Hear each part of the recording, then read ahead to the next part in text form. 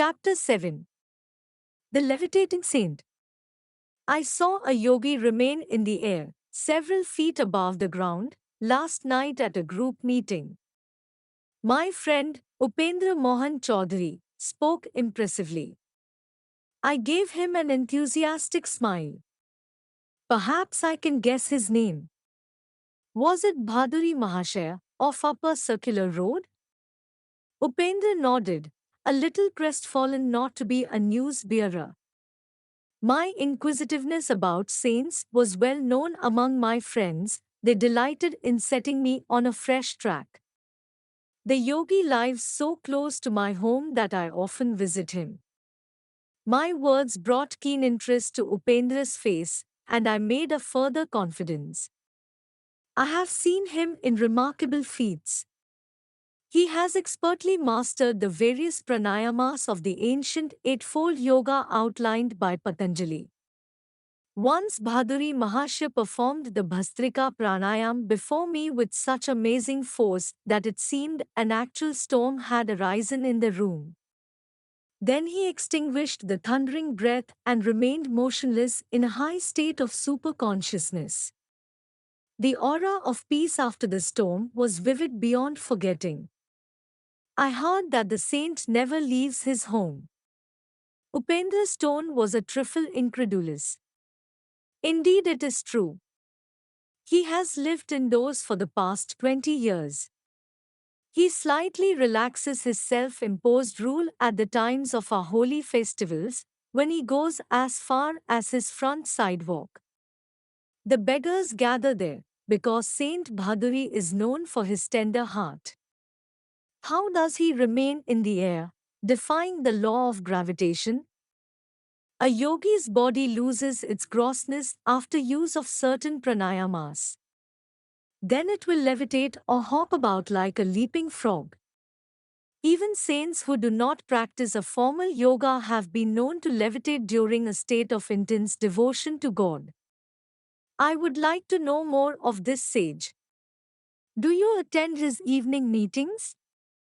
Upendra's eyes were sparkling with curiosity. Yes, I go often. I am vastly entertained by the wit in his wisdom. Occasionally my prolonged laughter mars the solemnity of his gatherings. The saint is not displeased, but his disciples look daggers. On my way home from school that afternoon, I passed Bhaduri Mahashya's cloister and decided on a visit. The yogi was inaccessible to the general public.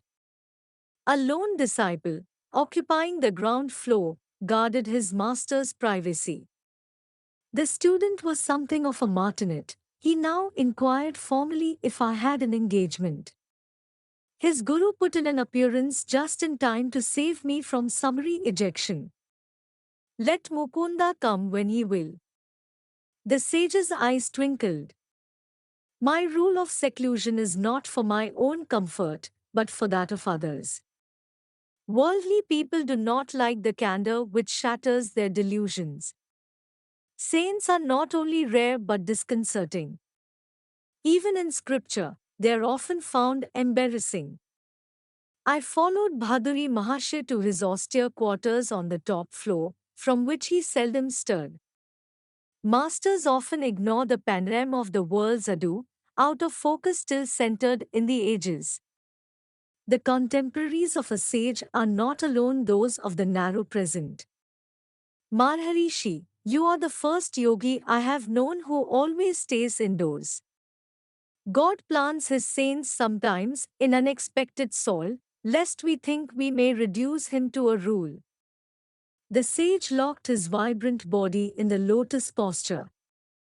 In his 70s, he displayed no unpleasing signs of age or sedentary life. Stalwart and straight, he was ideal in every respect. His face was that of a rishi, as described in the ancient texts. Noble-headed, abundantly bearded, he always sat firmly upright, his quiet eyes fixed on omnipresence. The saint and I entered the meditative state. After an hour, his gentle voice roused me. Autobiography of a yogi. You go often into the silence, but have you developed anubhava? He was reminding me to love God more than meditation. Do not mistake the technique for the goal. He offered me some mangoes. With that good humored with that I found so delightful in his grave nature. He remarked, people in general are more fond of jala yoga, union with food, than of dhyana yoga, union with God. His yogic pun affected me uproariously. What a laugh you have! An affectionate gleam came into his gaze. His own face was always serious, yet touched with an ecstatic smile. His large, lotus eyes held a hidden divine laughter. Those letters come from far off America. The sage indicated several thick envelopes on a table.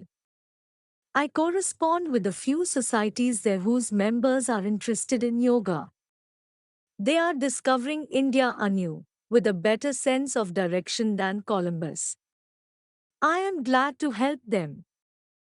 The knowledge of yoga is free to all who will receive, like the ungarnishable daylight.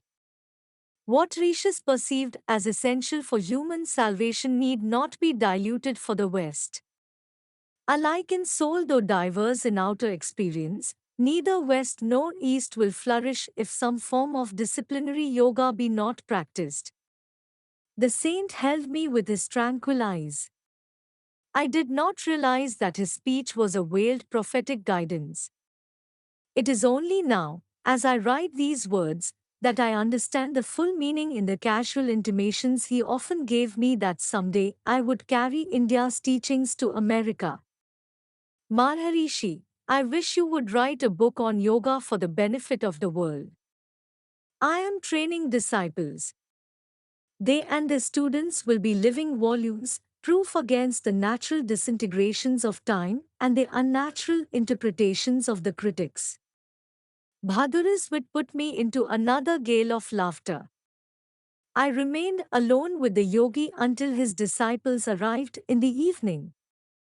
Bhaduri Mahasya entered one of his inimitable discourses.